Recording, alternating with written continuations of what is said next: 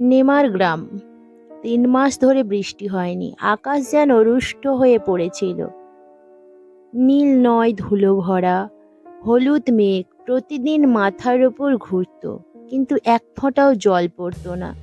জমি ফেটে গিয়েছিল, ফাটলের ভেতর ঘাস গজাতে পর্যন্ত ভয় পেত।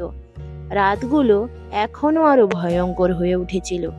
নিম গাছের পাতার ফাঁক দিয়ে বয়ে যাওয়া হাওয়া কখনো কান্নার মতো, কখনো নিঃশব্দ সিসকির মতো শোনাতো। দূরে কোথাও যদি কোনো কুকুর ডেকে উঠত, পুরো নেমার থাকতে যেন যেত। ধীরে ধীরে গ্রামবাসীর মনে কুসংস্কারের ছায়া নেমে এলো। কেউ বলল দেবী কালিকা রুষ্ট হয়েছেন, কেউ বলল গ্রামে অভিশাপ নেমে এসেছে। প্রতি সন্ধ্যায় সূর্য ডোবার সঙ্গে সঙ্গে গ্রামের চৌপালে একই কথা ঘুরে ফিরে আসতো।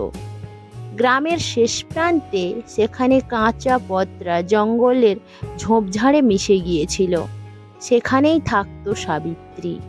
কুঁচকে যাওয়া মুখ, সাদা চুলের খোঁপা, আর চোখে এমন নিস্তব্ধতা যেন সে জীবনের সব কিছু দেখে ফেলেছে। এক সময় সবাই তাকে ভালোবেসে বৈদ্যমা বলে ডাকত। এর প্রতিটি ঘরে তার নাম সম্মানের সঙ্গে উচ্চারিত হতো। কেউ জ্বরে পড়লে তার ঔষধে কাজ হয়ে যেত। কোনো নারী প্রসব বেদনায় কাতর হলে সাবিত্রী ধাত্রী হয়ে প্রাণ বাঁচাতেন। রাতের তৃতীয় প্রহর, বাইরে নিমপাতার ফাঁক দিয়ে বাতাস হু হু করে বইছে, ভেতরে প্রদীপ কাঁপছে, রূপার চিৎকার মাটির দেওয়ালে প্রতিধ্বনি হচ্ছে। আর একটু সহ্য কর মা, দেবী কালিকা তোর সঙ্গে আছেন। বাইরে দাঁড়ানো লোকেরা শুধু শব্দ শুনতে পাচ্ছিল। তারপর এক মুহূর্তে সব নিস্তব্ধ হয়ে গেল। শুধু নবজাত শিশুর কান্নার প্রথম আওয়াজ ভেসে এলো। দরজা খুলে গেল, সাবিত্রী বাইরে এলো। কোলে নবজাতক, মুখে ক্লান্তি, কিন্তু চোখে অদ্ভুত এক প্রশান্তি। কিন্তু তখনই কেউ ভেতরে তাকিয়ে দেখল, রূপা নিস্তেজ, চোখ খোলা, ঠোঁট নীল, বিছানায় শুকনো রক্ত। এক মুহূর্তে নীরবতা পড়ে চিৎকার উঠল, রূপা মারা গেছে, দেবী কালিকা রেগে গেছেন, সাবিত্রী কিছু করেছে, ডাইনি এ। সবাই ক্ষিপ্ত হয়ে উঠল। তুই ছিলি ওখানে সাবিত্রী, তুই আমার বউকে মেরে ফেলেছিস। মুখিয়া চেঁচিয়ে উঠল। সাবিত্রী কাঁপা গলায় বলল, আমি কিছু করিনি মুখিয়া। রূপার নিঃশ্বাস দুর্বল হয়ে গিয়েছিল, তার শরীর আর নিতে পারছিল না। আমি শুধু দেবীর নাম নিয়ে তার কষ্ট কমানোর চেষ্টা করেছিলাম, কিন্তু কেউ বিশ্বাস করলো না। তুই রাতের জঙ্গলে যাস কেন? কালিকার মন্দিরে কেন যাস? কেউ জিজ্ঞাসা করলো। সাবিত্রী শান্ত গলায় বলল, ওখানেই আমি শান্তি মেলে। যখন এই গ্রামে আমাকে একা ফেলে দিল, তখনই দেবী আমার কথা শুনতেন। আমি তাকে ভয় করি না, আমি তাকে পুজো করি। চুপ কর, তোর এই পূজাই আমাদের জন্য অভিশাপ হয়ে গেছে। ভিড় ক্রমে উন্মুখ হয়ে উঠল। তারা সাবিত্রীর কুঁড়ে ঘরে আগুন ধরিয়ে দিল। ঔষধের ধোঁয়া জ্বলন্ত আগুনে মিশে গেল, আর সেই জঙ্গলে সাবিত্রীর জীবনও নিভে গেল। ধীরে ধীরে সে অন্ধকারের পথে পা বাড়ালো, সেই পথে যেখানে শুরু হয় জঙ্গল, যেখানে আছে পুরনো কালিকার মন্দির, ধুলায় ঢাকা, জলায় ভরা, ঠান্ডা বাতাসে সিসকির মতো শব্দ। মন্দিরের নিচে মাটিতে বসে সাবিত্রী একটি গর্ত খুলল, আর আঙুল মাটিতে ঢুকে যাচ্ছিল। প্রতিটি আঁচড়ে তার রাগ আরো গভীর হয়ে উঠছিল। গ্রামের লোকেদের কথা, ডাইনি বলে গালাগাল, অপমান সব কানে বাজছিল। মুখিয়া, তুমি আমার সত্যিকে আগুনে পুড়িয়ে দিয়েছো, তোমরা আমার সম্মান মাটিতে মিশিয়ে দিয়েছো। আজ আমি জীবন দিয়েছি, প্রাণ বাঁচিয়েছি, আর তোমরা আমাকে ডাইনি বলেছো। এখনই এই মাটি তোমাদের সত্যি গিলে খাবে। একটা পুতুল বানালো, তাতে লতার চুল, কাপড় আর বুকের ওপর কয়লার দাগের লেখা, তোর সুখ আমার পিপাসা। সে কোনো সুতোর সঙ্গে একটা লাল পুঁতি বাঁধলো, পুতুলটাকে গর্তে রাখলো, প্রতিটি মুঠো মাটি ফেলতে ফেলতে ফিস ফিস করে বলল, যা আমার সঙ্গে করেছো তা তোমারই ফিরবে। এই মাটি তোমাদের নিঃশ্বাস চুরি করবে, তোমাদের ক্ষেত শুকোবে, তোমাদের ঘর ছাই করে দেবে। দেবী আমার সাক্ষী, তোমাদের শেষই আমার প্রতিশোধ। সেই রাতে হাওয়া ছিল অন্যরকম ঠান্ডা। নিম পাতাগুলো এমনভাবে কাঁপছিল যেন কোনো রুদ্ধ কান্না লুকিয়ে আছে। পরদিন সকাল থেকে মুখিয়ার বাড়ির হাওয়া বদলে গেল, ভারী, ঠান্ডা, গন্ধে ভরা, যেন কোথাও একটা মৃত গন্ধ পড়ে আছে। মুখিয়া অস্থির হয়ে উঠল। তার ক্ষেত শুকিয়ে গেল, ফসল পচে গেল, মাটি মাটি ভন ভন করে মাছি ঘুরে বেড়ালো। হঠাৎ তার গরু ভেড়াও অসুস্থ হয়ে পড়ল, শরীরে পোকা ধরল। তার স্ত্রী লতার শরীরও ধীরে ধীরে ভেঙে পড়তে লাগলো। প্রথমে ক্লান্তি, তারপর চুল ঝরে শুরু করলো। বালিশে পড়ে থাকা কালো চুল যেন পুরনো হাওয়ার গল্প বলে। তার হাত পায়ের গোলাকার নীল সবুজ দাগ ফুটে উঠল, যেন কেউ ঠোঁট ছোট মুদ্রা তার চামড়ার মধ্যে ঢুকিয়ে দিয়েছে। কেউ স্পর্শ করলে হাত ঠান্ডা হয়ে যেত, মরা ধাতুর মতো। রাতগুলো হয়ে উঠল ভয়াবহ।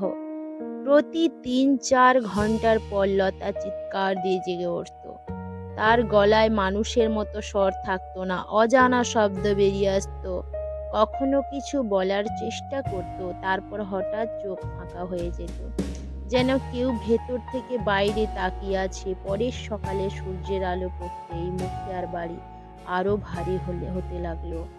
তার চোখ লাল, মুখ ক্লান্ত। সে ডেকে পাঠালো গ্রামের পুরোহিত হরিনাথকে। পণ্ডিতজি, এটা কি হচ্ছে? আমার বাড়িতে এমন মৃত্যুর ছায়া কেন? এই গন্ধ, ওই রূপ, লতার এই অবস্থা। পণ্ডিত চোখ বন্ধ করে মালা ঘোরালেন, তারপর খুললেন। চোখে গভীর অন্ধকার। মুখিয়া, এটা সাধারণ কিছু নয়, কেউ কালো জাদু করেছেন। এমন জাদু যা আত্মাকে জাগায়, জীবনকে চুষে নেয়। কে করেছে এটা? মুখিয়া ভয়ে জিজ্ঞেস করল। সাবিত্রী, পণ্ডিত বললেন। তার নাম নিও না, এমন তার নামই অভিশাপ। ছি, সে কিছু পুঁতে রেখেছে, তার পুতুল, তার কাপড় কালিকার পুরনো মন্দিরের নিচে। পূর্ণিমার আগে যদি সেটা না তোলা হয়, মৃত্যু অবধারিত। শুধু লতার নয়, পুরো পরিবারের। এই জাদু ছড়াবে বিশেষ লতার মতো। রাতে ৩য় প্রহর, আকাশে আধা চাঁদ ঝুলছে, যেন সেও ভয়ে কাঁপছে। জঙ্গলের পথে ৪ জন মানুষ হাঁটছে, মুখিয়া, পণ্ডিত হরিনাথ আর ২ গ্রামবাসী, হাতে মশাল। মশালে আগুন, বাতাসে কাঁপছে। পুরনো কালিকার মন্দিরের সামনে ভাঙা দেওয়াল, ঝুলে থাকা জাল, আর নিচে শুকনো মাটি। পণ্ডিত মন্ত্র পড়তে পড়তে সিঁড়ির কাছে থামলেন। এখানেই কিছু পোতা আছে, খোঁড়ো খোঁড়ো, তাড়াতাড়ি খোঁড়ো, না হলে রুহু জেগে উঠবে। মুখিয়ার মুখ ঘাম, চোখে ভয়। রামু আর শ্যাম কোদাল চালাতে লাগলো। প্রতিটা আঘাতে শুকনো মাটির ভেতর থেকে অদ্ভুত পচা গন্ধ বেরোচ্ছিল। বাতাস তীব্র, পাতাগুলো শাঁ শাঁ করছে। হঠাৎ কোদাল শক্ত কিছুর সঙ্গে ঠেকে গেল, টং শব্দ, আর সবাই থমকে গেল। তারা কোদাল ফেলে দিল। মশালটা কাছে আনতেই দেখা গেল একটা কাপড়ে মোড়ানো মাটির পুতুল। পুতুলের মাথায় লতার কালো চুল, গায়ের তার পুরনো ওড়না, গলায় কালো সুতো, আর মাঝে লাল পুঁতি, যেন রক্তের ফোঁটা। বুকের ওপর লেখা, তোর সুখ আমার পিপাসা। সবাই আতঙ্কিত। এই সাবিত্রীর কাজ, ওই ডাইনি আমার ঘর ধ্বংস করে দিল। মুখিয়া চেঁচিয়ে উঠল, জ্বালিয়ে দাও, আজই শেষ করে দাও এই অভিশাপ। কিন্তু মশাল ছোঁয়াতেই বাতাস থেমে গেল। মুখিয়ার চোখে ভয়ের সঙ্গে অপরাধ বোধও ঝলমল করল। পুতুলটা মাটিতে পড়ে রইল, কালো সুতোর লাল পুঁতি যেন হাসছে। মুখিয়ার পুতুলটা ভাঙতে যেতেই মন্দিরের ভেতর থেকে গম্ভীর আওয়াজ এলো, তোমাদের শেষ আর আমার শুরু। মশাল নিভে গেল, অন্ধকারে নেমে এলো, যেন জঙ্গল সব গিলে ফেলেছে।